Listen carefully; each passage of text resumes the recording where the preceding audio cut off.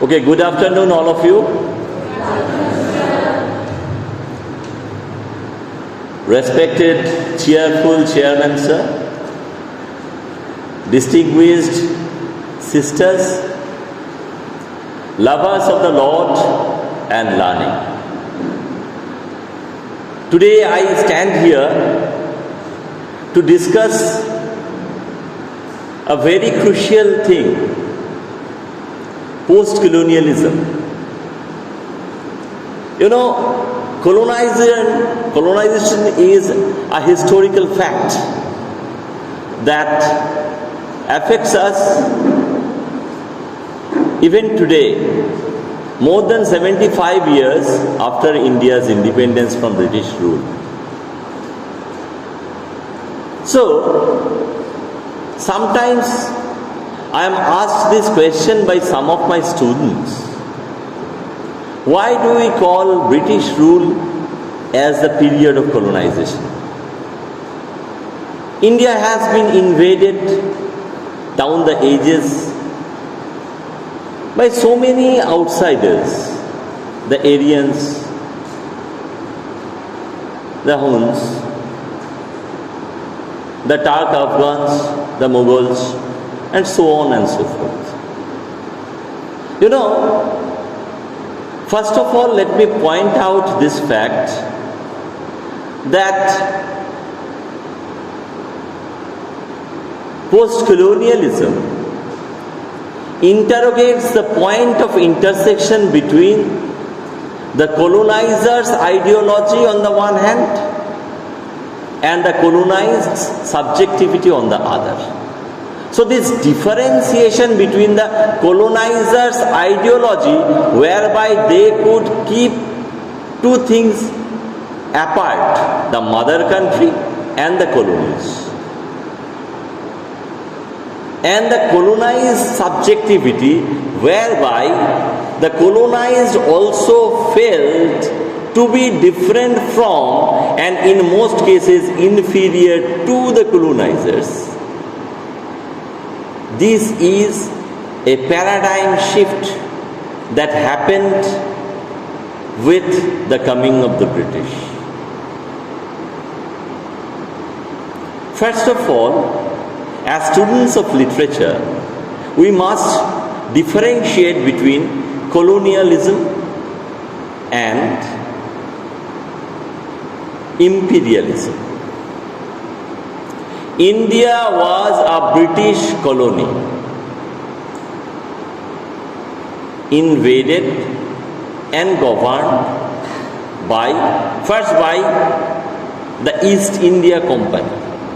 Then it was brought within the purview of British Empire, and that's why Queen Victoria was the Queen of England but the Empress of India. So this is the difference. All the British colonies spread over the length and breadth of this world became parts of the British Empire, in which proverbially the sun never set. Why do we say this? The sun never set in the British Empire? Because one portion of the British Empire was always in illuminated way. One part was always illuminated by sunlight.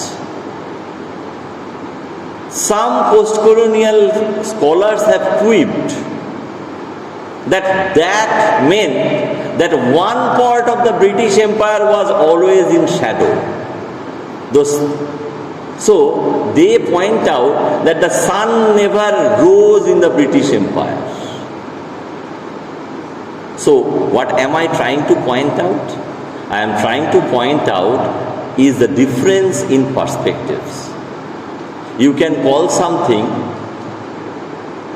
half full or half empty depending on your perspective.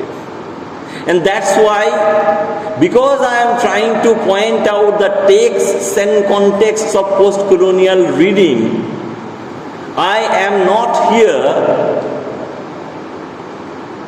to criticize colonial rule without any stint. I am trying to point out the various facets of colonialism and imperialism.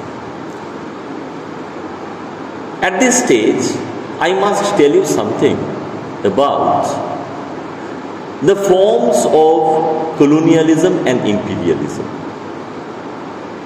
I am just going to talk about them in a nutshell, and today's speech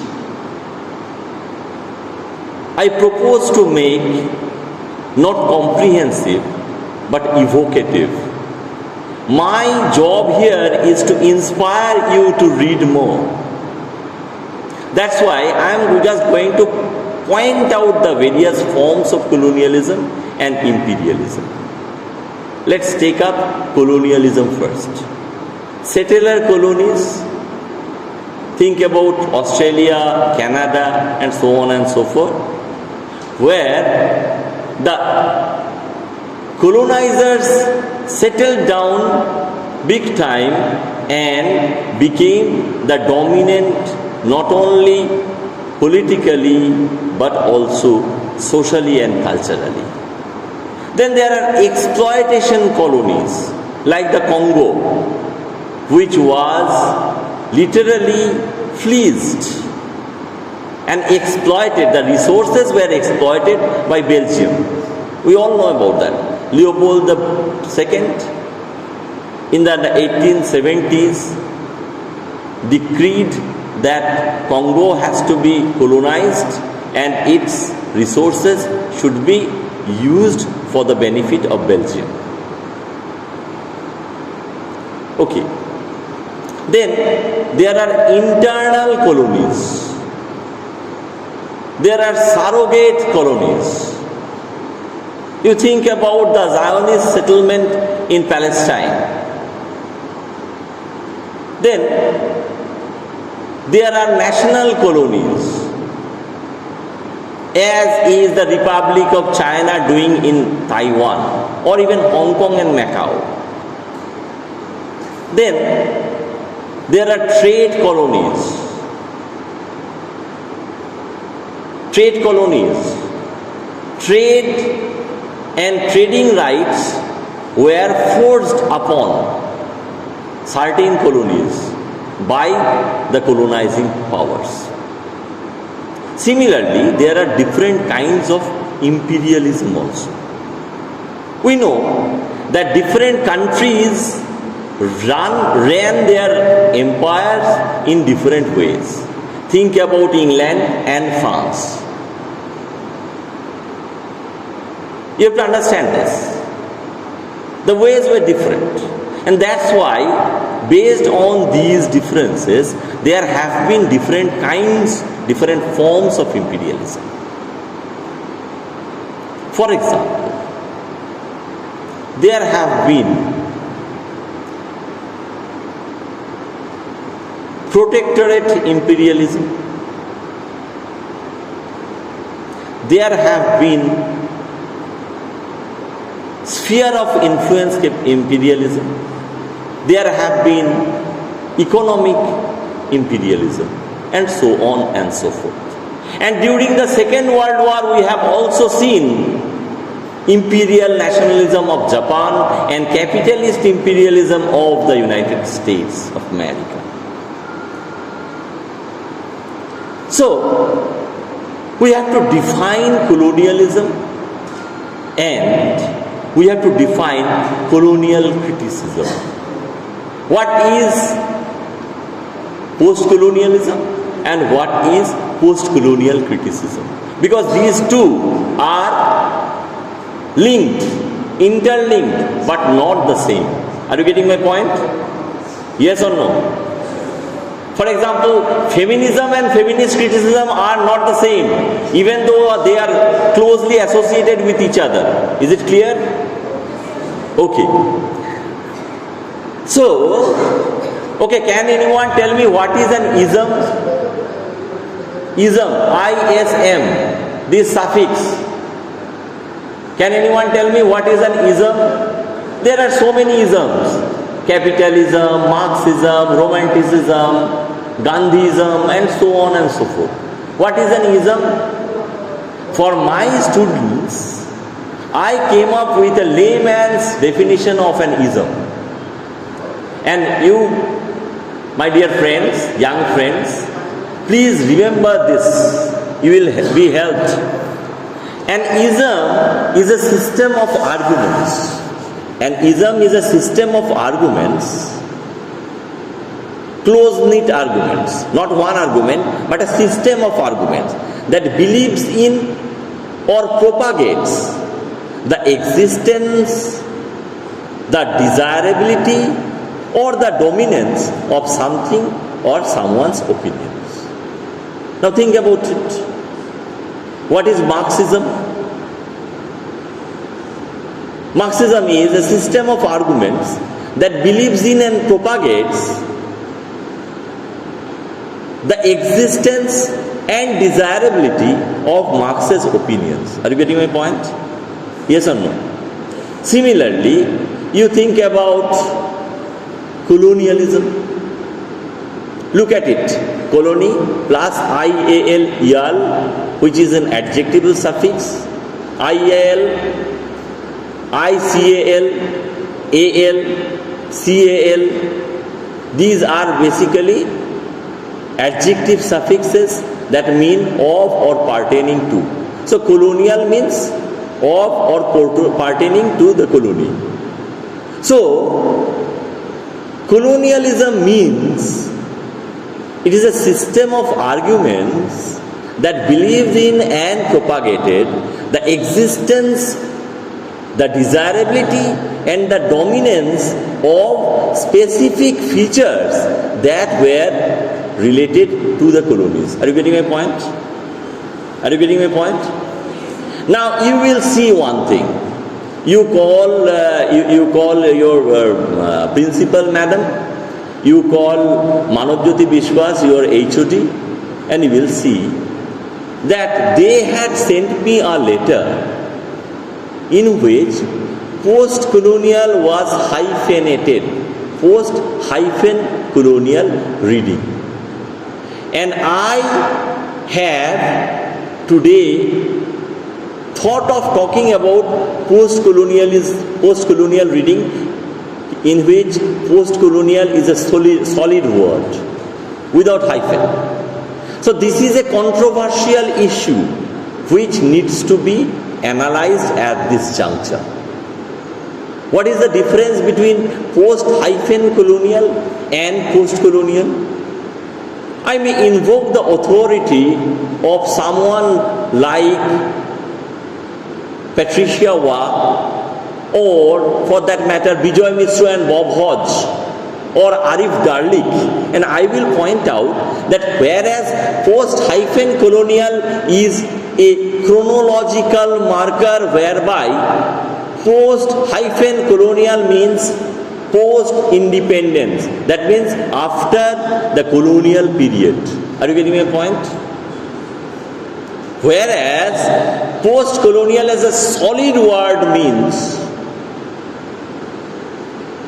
post-colonial as a solid word means a stance, a situation, a point of view, and that's why post-colonial and post-colonialism as solid words without hyphen mean, let me repeat, it interrogates the point of intersection between the colonizer's ideology and the colonized subjectivity. So we can say that this post-colonial without hyphen, solid word, post-colonial period started not in 1947 but in the 18th century, mid-18th century in India, wherein there was a point of intersection, there was a clash between the colonizers' ideology, the Orientalist ideology, the Eurocentric ideology, the exploitative ideology, and on the other hand there was the colonized subjectivity.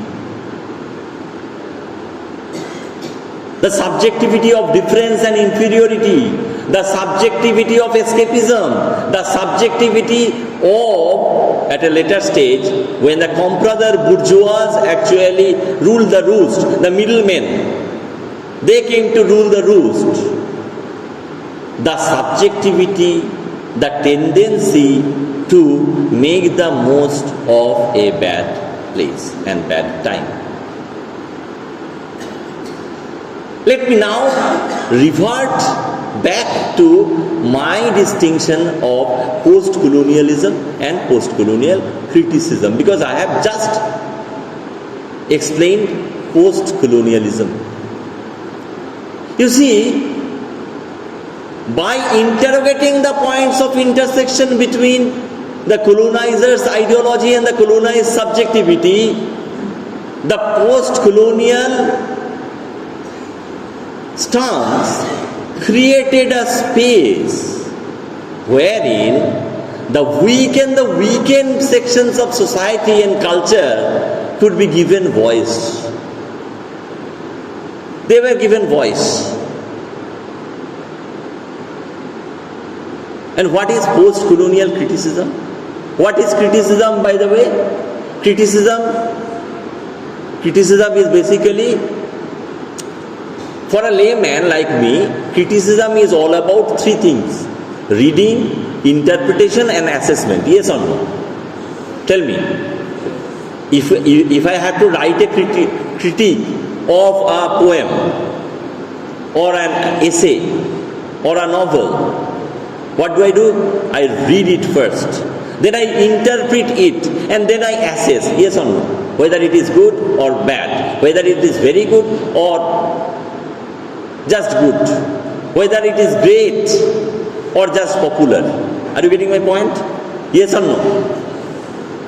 So post-colonial criticism is the practice and project of reading a body of texts from the vantage point of a critical understanding. We have to have a critical understanding. We have to understand. What do we have to understand while reading this body of texts? That colonial history did influence, does influence, and will influence culture, literature, economics, and politics, not only of the erstwhile colonies but of the whole world. Are you getting my point?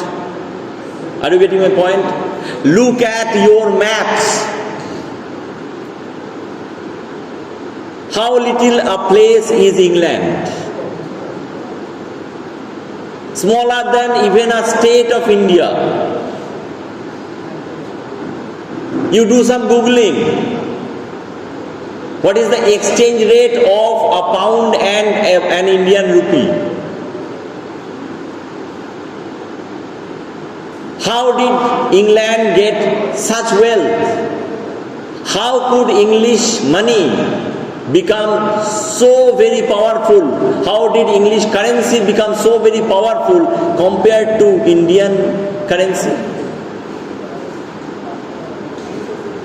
Because of exploitation colonialism, because of trade colonialism, whereby our raw materials were taken to England, they were given finish, thereby there was value addition. And then it was, that finished product was sold to Indians at a higher rate. Thereby, the resources were drained. And post-colonial criticism, post-colonial reading does not shut its eyes to these facts. And that is why post-colonial criticism, even though closely associated with post-colonialism, is more concrete and more specifically literary or cultural in scope. Are you getting my point? Yes or no? Okay, if you don't understand, I am a teacher, you can tell me and I will try to make it easier, more simple. Okay? Coming back. Sorry. Well, now let me talk about post-colonial reading. What does post-colonial reading mean? I would like to point out post-colonial reading means three things. Post-colonial reading may mean three things. One, reading post-colonial texts like Amitabh Ghosh's The Ivy's Trilogy,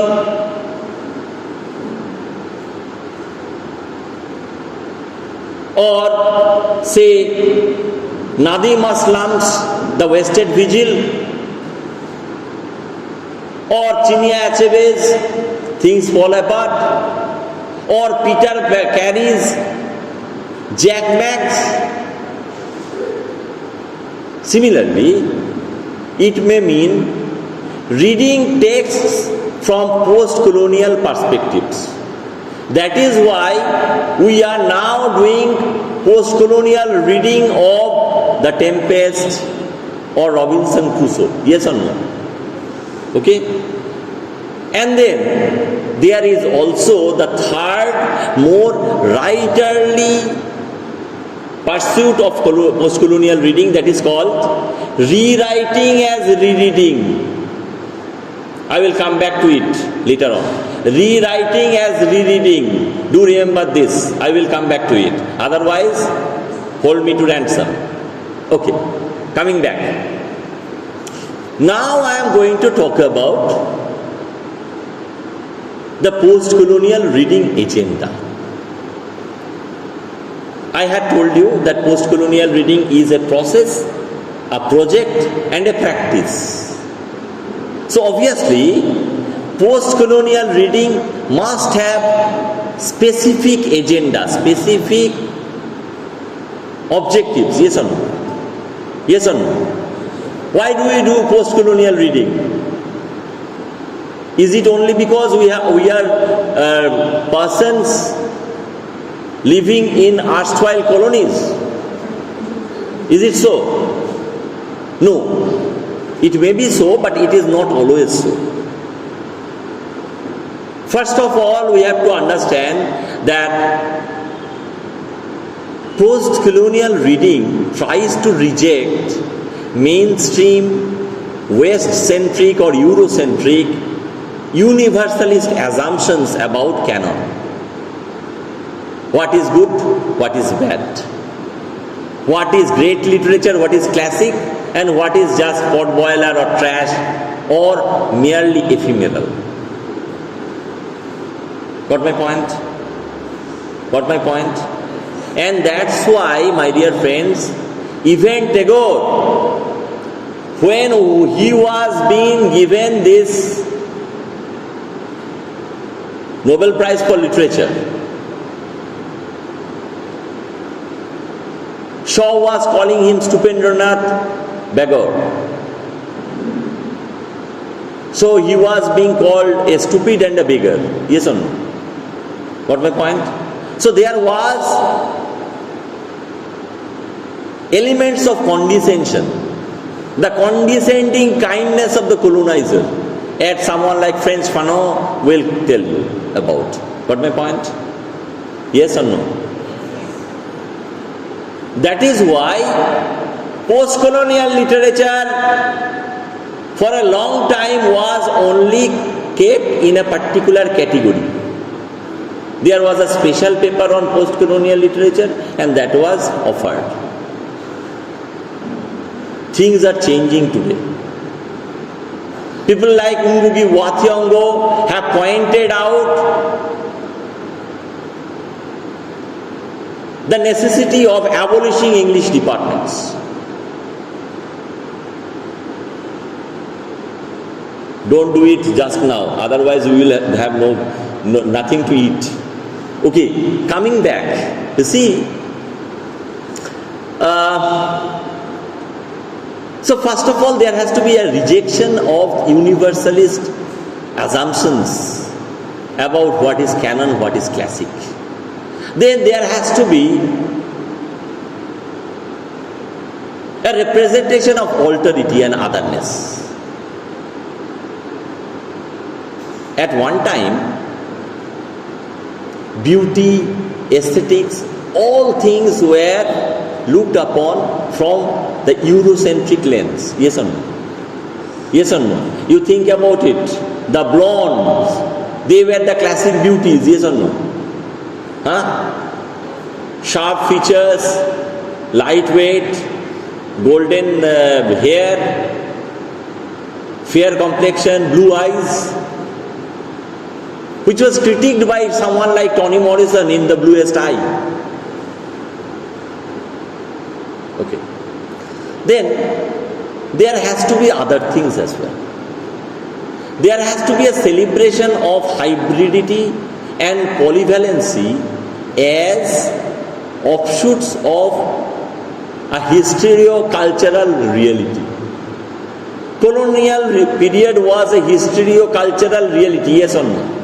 Colonization, colonialism, these were facts of and from our past, yes or no? We were colonized. This is true. Come on. So there has been historio-cultural offshoots, ramifications, results, whereby plurality and polyvalency have to be celebrated. Postcolonial reading tries to champion political and subjective interpretation of texts from an activist's point of view. Let me think about Chinua Achebe. Chinua Achebe has said, my job as a writer is to tell my fellow countrymen that their past has not been one of unalloyed darkness from which the Westerners came to deliver them. My job as a writer, as a post-colonial writer, and also by extension as a post-colonial reader, is to point out to my fellow countrymen that their past was not savage, and the white man's burden was not only the civilizing project. We had our indigenous cultures, we had our indigenous literatures, we had our indigenous civilization. Are you getting my point? Yes. But at this point I must tell you that my speech is not motivated by any revivalist agenda. I am not going to tell you that all things British, all things Western was bad. They gave us a lot. They gave us a lot. But they also took a lot from us.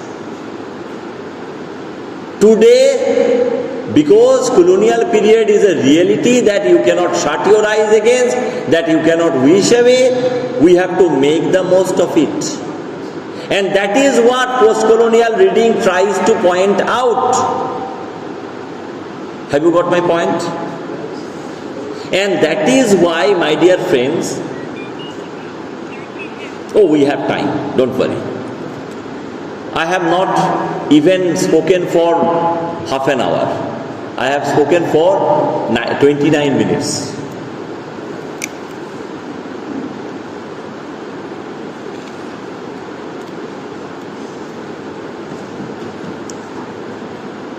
So what are the other things?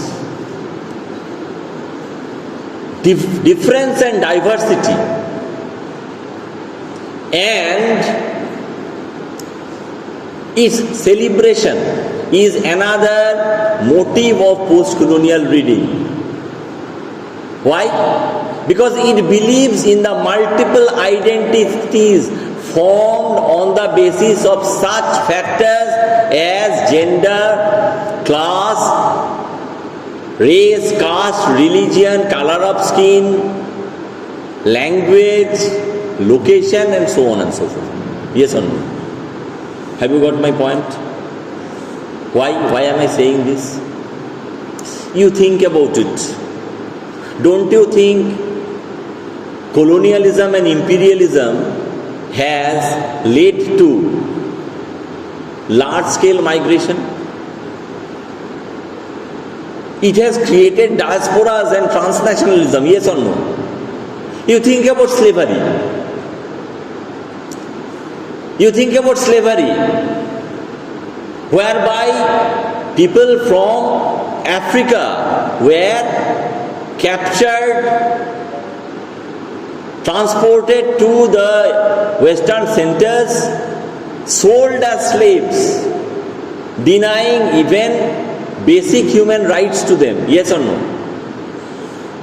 Got it?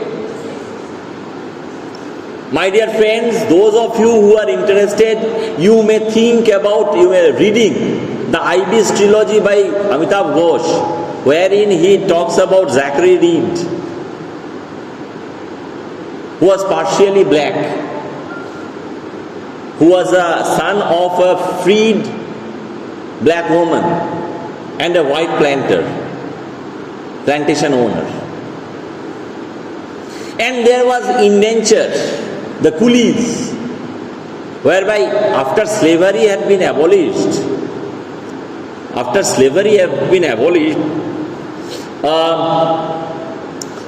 coolies from the Indian subcontinent, they were taken as girmitiyas to the length and breadth of the British Empire, to the Caribbean islands, to the South Pacific, to places in Africa, and so on and so forth. Okay? Similarly, after independence, in the 1950s, 1960s, 1940s, late 1940s, 1950s, 1960s, people migrated from erstwhile colonies to the colonial centers, like England. And those of you who are interested may read a novel like, say, Sam Selvon's The Lonely Londoners. And you will understand how the West Indians, they were thinking that they were marginalized because they lived in the periphery, in the Caribbean islands. When they came to England, even then they were marginalized. Okay? One of your teachers was talking about Brick Lane. Chanu is a very, very talented and intelligent man. He is capable of doing serious bureaucratic job. But because he is a Bangladeshi, he is discriminated against and he has to become a driver. So these are facts, and post-colonial reading tries to highlight these facts and facets of post-colonial reality as represented in post-colonial literature.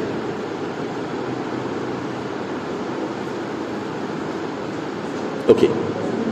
Now, what about the things that post-colonial reading uncovers?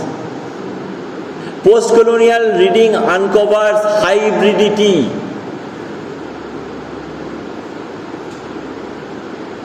Whereby the parent culture and the foreign culture, the colonizing culture and the colonized culture, they come to meet, to coalesce, create a newer, a different kind of reality, a kind of a different culture. That is why if you read diasporic literature of, say, someone like Jhumpa Lahiri, someone like Rohington Mistry or Hanif Qureshi, you will see, or Kamila Samshi for that matter, you will see that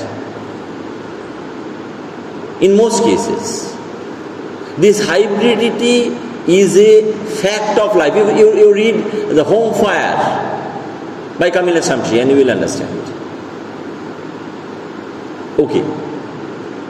Then, the language question. There are PG and UG students here. Some of you may have read or are going to read Raja Rao's Kantapur, what many of you call Kantapura. Yes? You will read the preface to Kantapur and you will see how Raja Rao is talking about fashioning a new literary medium. You read an introduction by Kamala Das. Don't write in English, English is not your mother tongue. They say, why not leave me alone, critics, friends, visiting cousins? Why not let me talk in any language I like? The language I speak becomes mine, mine alone. It's funny perhaps, but it is honest.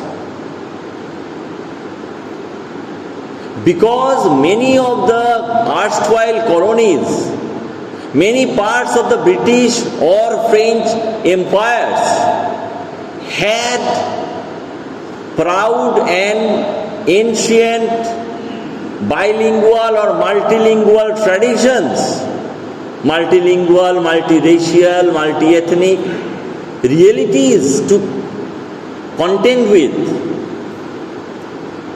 As hybridity has taught us, when such things come into contact with each other, each will try to influence the other. Yes?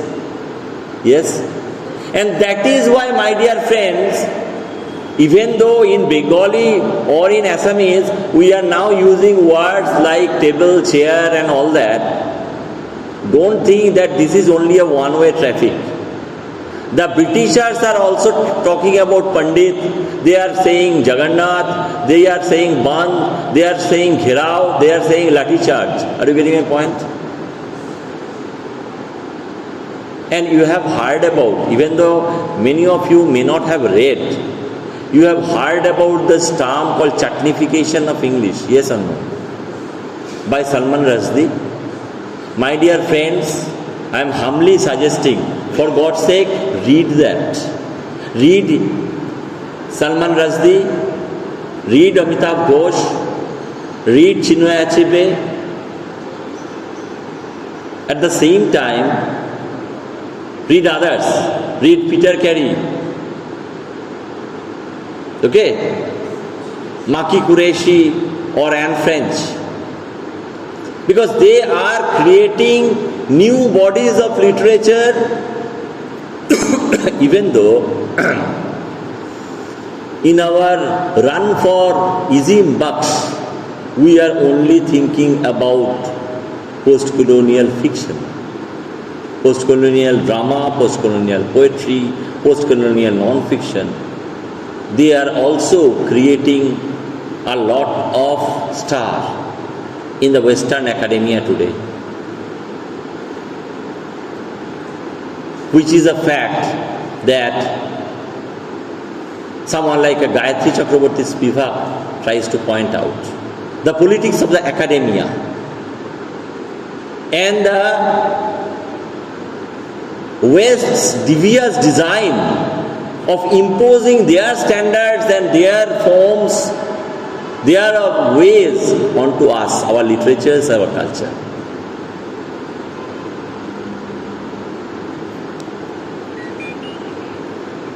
Okay.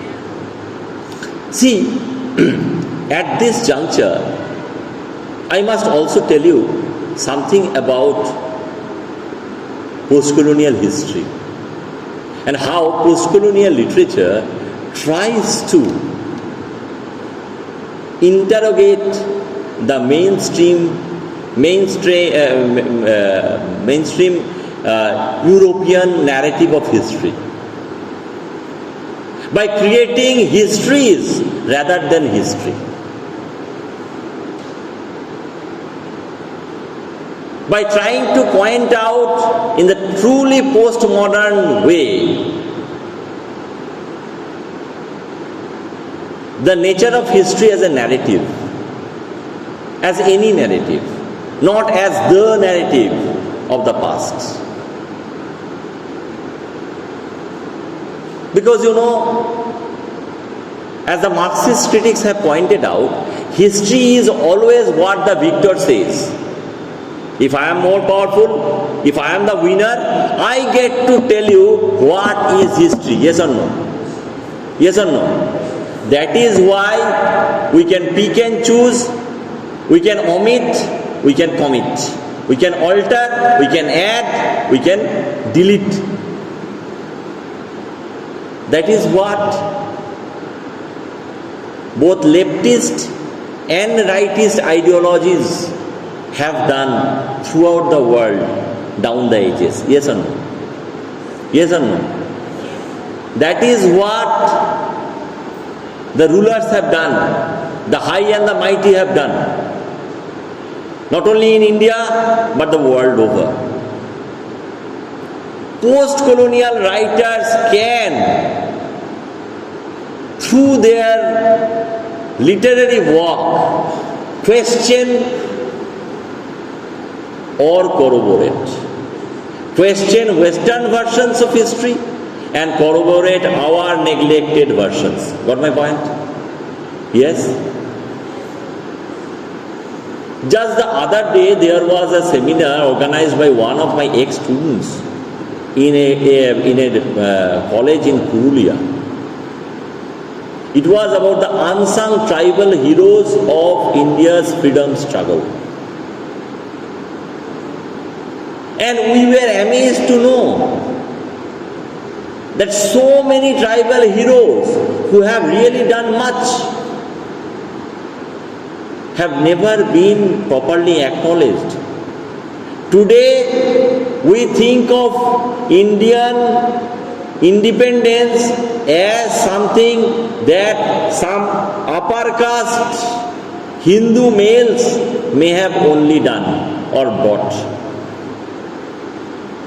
That was not true. And that is what, by celebrating alterity, by celebrating plurality, by celebrating polyvalency, post-colonial reading can bring to bear, bring to the fore. Got my point? Yes? Similarly, you think about intertextuality and interdiscursivity as things that are uncovered by post-colonial reading. How? Now, Manav Jyoti will kill me if I don't point this out. There are certain texts that I must refer to, even though I cannot discuss all of them in detail. See, for example, the Tempest. Some of you may have read the Tempest. Have you? You think about Caliban. You have taught me to speak, and my only benefit is that I have learned to curse. Yes or no? Why? Because you have given me cause to curse you. You came here as a poor man with a little child to shelter and to bring up. I showed you all the places where you could get water, you could get berries, you could get shelter and so on and so forth. Yes? Yes? Now George Lemming, the celebrated West Indian writer, wrote Water with Berries, in which he did a post-colonial rereading of the Tempest. Yes? Yes? You think about Robinson Crusoe. Think about it. You may have heard this. Have you read this novel? Is there anyone here who has read Robinson Crusoe? Our chairman sir has read it. Maybe Manav Jyoti has also read it. But the students, have you read it? Robinson Crusoe? Okay, you may not have read it, but you know the story. Yes or no? Yes or no? Come on, tell me. Daniel Defoe's Robinson Crusoe, you know the story? See, Friday is called Friday by Robinson Crusoe. Why? Presumably because he was found on a Friday. Yes? Yes? But if I ask you, then my dear, who told you that he didn't have a name, he didn't have a language, he didn't have a religion? Why come you had to rename him?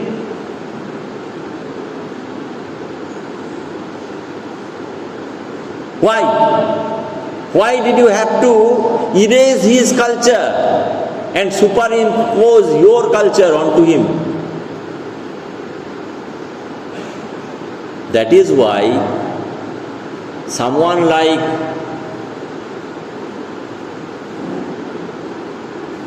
Walcott has written pantomime, or Coetzee has written folk, pointing out thereby how the cracks and fissures of the colonial narrative can be brought to light. In Mansfield Park, Mr. Bartram has enormous wealth. The Bartram family has enormous wealth. But the fact that their wealth is founded upon, their prosperity is founded upon their exploitation in the West Indies, in the plantations, that is not properly acknowledged. Are you getting my point? Yes? Think about Jane Eyre by Charlotte Bronte. Again,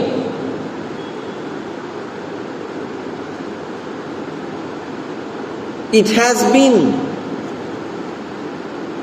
critiqued and appropriated by someone like Jean Rice, who has written The White Sargasso Sea. You think about the metaphysical poetry, the entire corpus of metaphysical poetry. Because this was, when were the metaphysical poetry written? Specifically, predominantly in the 17th century, yes or no? Yes or no? From Donne to Marvell, they were writing when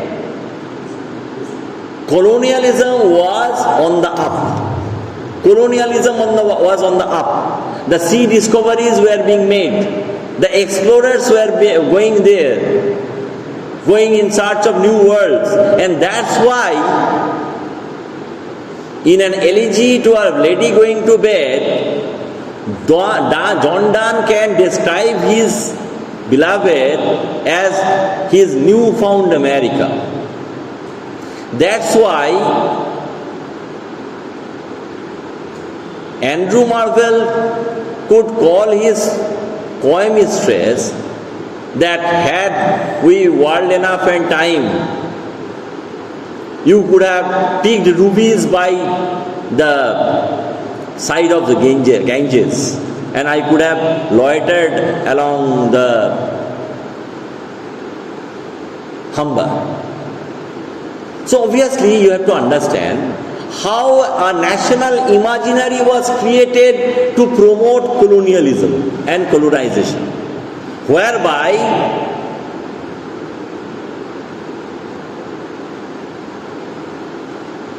British male, able-bodied British male population could be instigated, go out, go to the New World, the place of beauty and bounty, of license,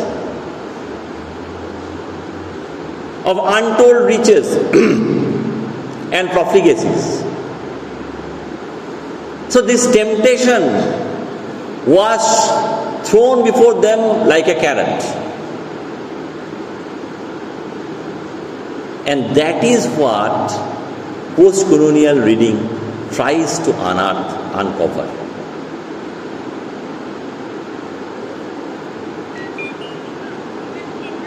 Okay. At this point of time, I would like to sum up my speech because I don't want to overstay my welcome.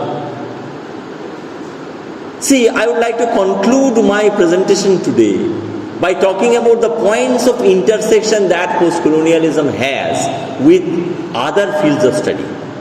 Feminist study, Marxist study, subaltern studies, sexuality studies, and so on and so forth. Diaspora studies. Why is it important? You see, well, whether you like him or not, Jacques Derrida, Michel Foucault, Jacques Lacan, these are fellows who will always be at the back of post-colonial reading. Because Frantz Fanon,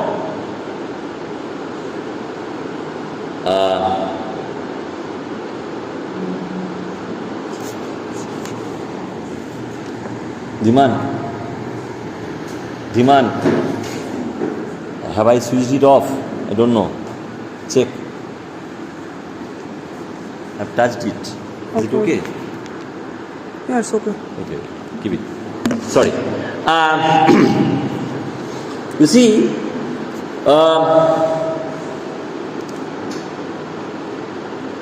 Frantz Fanon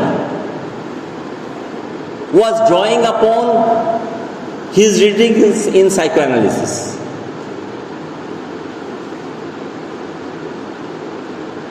To point out the psychiatry and psychology of the blacks, black skin, white marks, and so on. They are all being influenced again by the Western knowledge domains like Marxism, like feminism, like psychoanalysis, and so on, like post-structuralism. Because Derrida has shown us to distrust the authority of the author and the text. Yes, Derrida, Barthes, and so on and so forth. Even Hillis Miller. So they have influenced post-colonial reading, even though indirectly. When Said talks about representation, when Said talks about Orientalism, how stereotypes, cultural stereotypes were made, promoted and perpetuated by the colonial project in order to ascribe negative attributes onto the Easterners, the Orientals.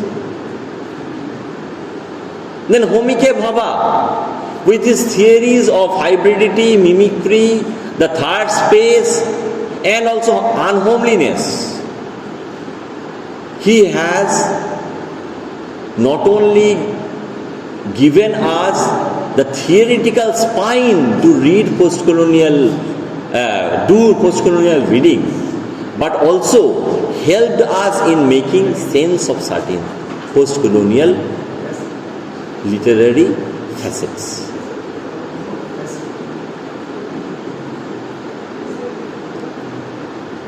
We all know that colonialism had created dislocation.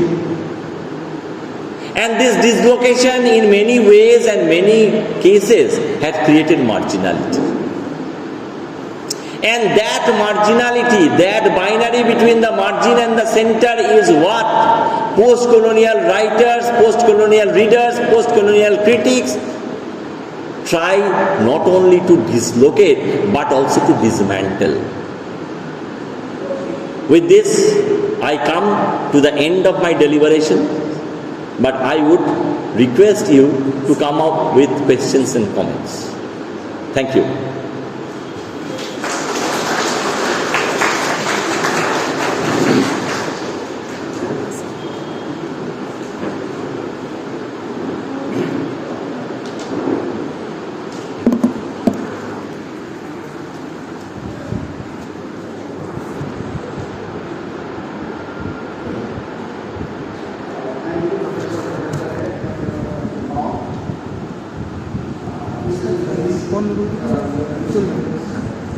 मेरी question था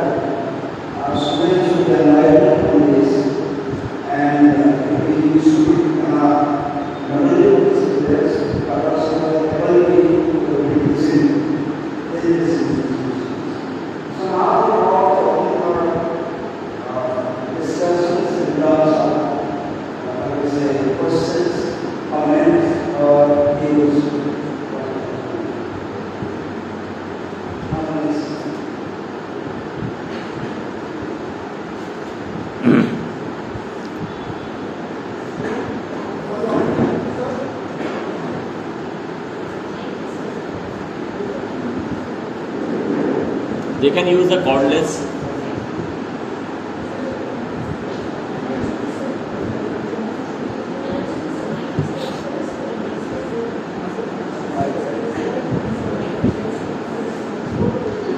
One mic from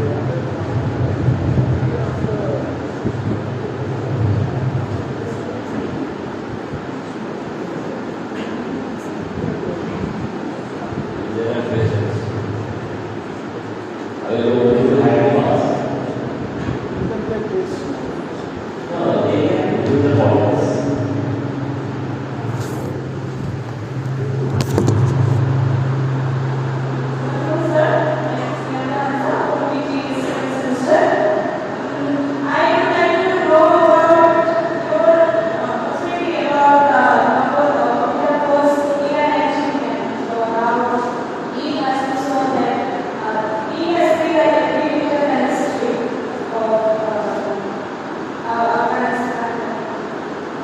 Man, I couldn't get the.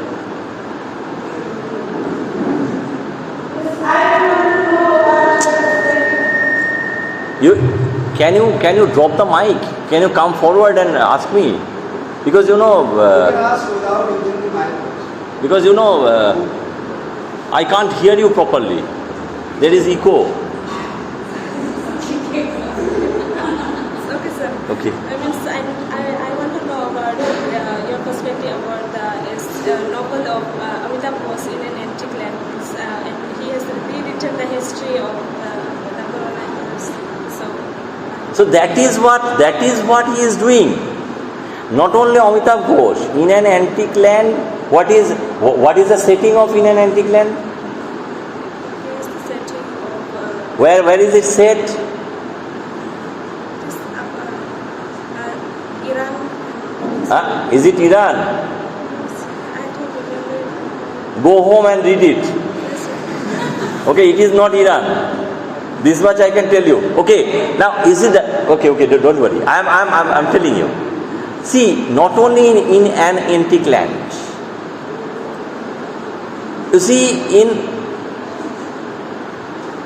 many of the post-colonial novels, the writers are actually trying to point out the cracks and fissures in the Eurocentric historiography. You see the thing, I have told you pointedly. I have told you, but it is an antique land, an ancient land. Again, I am not giving you away. What is the place? You go home and you will be very happy to know it. Okay, see, the thing is, in these novels, the places have been stereotyped. You think about, have you heard the name of H. Rider Haggard? Is there anyone who has heard the name of H. Rider Haggard? King Solomon's Mine, Alan and the Holy Flower. Have you heard about this? He was a Victorian novelist, a popular Victorian novelist who was trying to project Africa in a particular way. I remember Egypt. It was the setting in Egypt. Now you are being correct. Yes, sir. Egypt, not Iran. Yes. Okay. I forgot that. Okay, don't worry. Thank you. Okay, now I am telling you. Well, in H. Rider Haggard, we see a typecasting of Africa as the dark continent. Got it? In 1930, in fact it was written in 1920 but it was published in 1930. Sol Plaatje, the South African novelist and political activist, wrote Moody, Mhudi, in which he has in a way not only interrogated but also reformed the cultural history of a continent. Are you getting a point? And that is what the post-colonial writers can do. They can question the Western version of history and corroborate the neglected, the silenced version of nativist history. Got it? Clear? Okay. Any other question? Thank you. Thank you, sir. Okay. Any other question? Please don't use the mic. I can't hear you. You come here and ask question.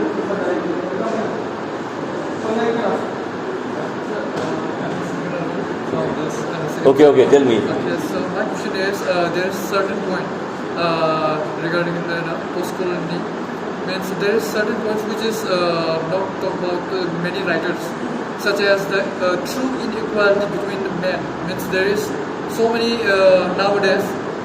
There is too many talk about the women, the one inequality, and after that some of them they become like misandry, means they don't means mostly I have seen many times means the inequality between men also, means this topic is not spoken by many writers nowadays. No, that is what he is asking you. He is asking not only me but also you. He is asking about the inequality and the sufferings of the poor male.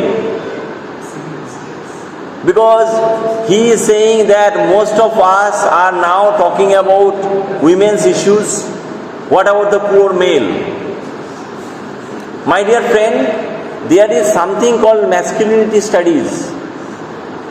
Today, masculinity studies, and that is why today we are not talking so much about feminism. We are not talking about feminist studies. We are talking about gender studies. Yes? Yes? Now I will go one step further. Today we are not only talking about gender studies, but we are talking about gender and sexuality studies. Yes? Yes? Why? Because compulsory heterosexuality and patriarchy, these things have dominated the world order for such a long time that the alternative way of looking at things, the LGBTQIA+, that has to be talked about today. And you don't say that postcolonial writers are not addressing this. Is there anyone who has heard the title of the book Funny Boy? Who has written it? Sam Salvadurai. Yes? Yes? He is a diasporic Sri Lankan writer. Yes? Yes or no? So, my dear friend, it's not that post-colonial writers are forgetting the poor male. They are also discussing the male. And see, this is one of the reasons that we need to do post-colonial studies. Plurality, diversity, alterity, precarity, these are terms that are not only bookish terms, that are related to our lives, they affect us. For example, because I wanted to cut short my speech today, I did not talk about the point of intersection between post-colonialism and eco-criticism. How ecological imperialism has not only exploited the natural resources of India, but also introduced certain flora and fauna that are not native to us and that are not conducive to our environment. You think about the eucalyptus. In the 70s and 80s, there was a campaign to plant eucalyptus trees, yes or no? But do you know that it has been brought from Australia, and it has greatly affected the fertility of our soil. Yes, and it takes a lot of groundwater for its sustenance. So these are things that need to be talked about. And post-colonial reading also liberates these little or never spoken, never discussed issues. Thank you for this question. Any other question?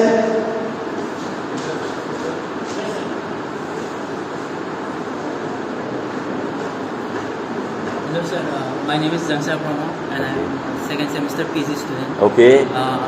Sir, my question is about the history of India, also how it has affected the development process of India, like the colonization of India. So as we know, like India has a rich civilization like the Harippans, Yes. like the Mohenjo-daro. Okay. So we are already so much developed, but then the British came and they changed all the systems, the laws and everything. So even Gandhi like wanted the panchayat system for India, but we are now following like political system. So was India in a premature state to follow the British norms, and are we like forced to follow the British norms in a premature state? Should we have sticking with our own culture and development process like China and Japan? They were never colonized, so they had inherited. No, you can't say these things, okay, that China and Japan were not dominated. After the Second World War, Japan has been greatly controlled by the United States. From the 1830s onwards, that's why I am telling you to read the Ivy trilogy. China was controlled to a large extent by the economic imperialism of the United Kingdom, Britain. Okay, and you don't say that China or Japan have not followed any Western models. They have. But you know, the thing is, today we cannot wish away, we cannot say that चलो आज से हम सोचेंगे कि colonial period नहीं था. There was no colonial period. It will be just childish. Got my point? So we have to understand that the colonial legacy is here to stay. We can't say. And do you know one thing? Do you know another Western design, the design of Western academia? Do you know that they are now telling us to go beyond postcolonialism? Are you getting my point? They are telling us to go beyond postcolonialism. Why? Oh, you have got independence, you are developing now, it's a global village, the world is today. So you go beyond this postcolonial. Why? Because if we stick to our interrogation of the colonial period and the colonizers, then they will be in an awkward place. Are you getting my point? Yes, the trillions of dollars and pound sterlings that they have taken from us, not only the Kohinoor only, not only the gems. You think about the money, you think about the stones, the jewels, the gold, the precious metals that they have taken. So they want us to forget the colonialism and march forward, singing their tune. The tune of John Bull and Uncle Sam. Is there anyone who knows what is John Bull and what is Uncle Sam? Chalo bolo. Is there anyone who knows it? What is John Bull? Who is John Bull and who is Uncle Sam? John Bull is England, Britain, and Uncle Sam is America. Yes or no? Yes, these are cartoon figures. That is why we have to say yes to computer chips, but say no to potato chips. Got my point? We don't need Uncle Chips, but we need the Silicon Valley. Got my point? Yes? So we have to be discriminatory. Because the West has always been like that. Think about it. And what Mr. Brahmo is trying to point out is that have we been premature in our urge to follow the Western models? You see, we have to make the most of it. We have to be eclectic. We have to take the best of both our indigenous and the foreign traditions, cultures and civilizations. Got my point? Can we do without the microphone? Can we do without the electricity? No, we can't. Can we do without the internet? Can we boycott the internet because these are Western inventions and basically they are Western impositions? No, we can't. We have to beat them in their own games. And that is what Indians are doing. The only thing we have to do is to equip ourselves in knowledge, in ability, in skills. That is why research and development is important. Thank you. Okay. Any other question?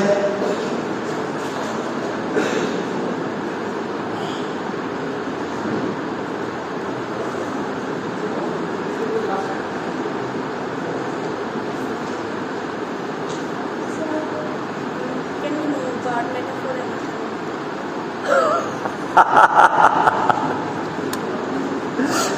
I will talk about it later. This is in no way part of today's discussion. Metaphor and metonymy. yes, some of my friends they are asking if we can ask you from different topic, some of the questions. That is not a part of today's deliberation. Otherwise, we will lose focus. But one thing we can do: if you give your questions to Manojyoti sir, I will help you in some ways. Okay? Because if I start answering your questions about metaphor and metonymy and other things, I have a train to catch at 6:10 today. I can't do that. Okay, is there any other question relevant to today's presentation? Thank you. Okay. Thank you for your patience. And I must thank at this juncture the authorities of St. Anne's College for giving me this opportunity to share my knowledge as well as ignorance with you. Thank you.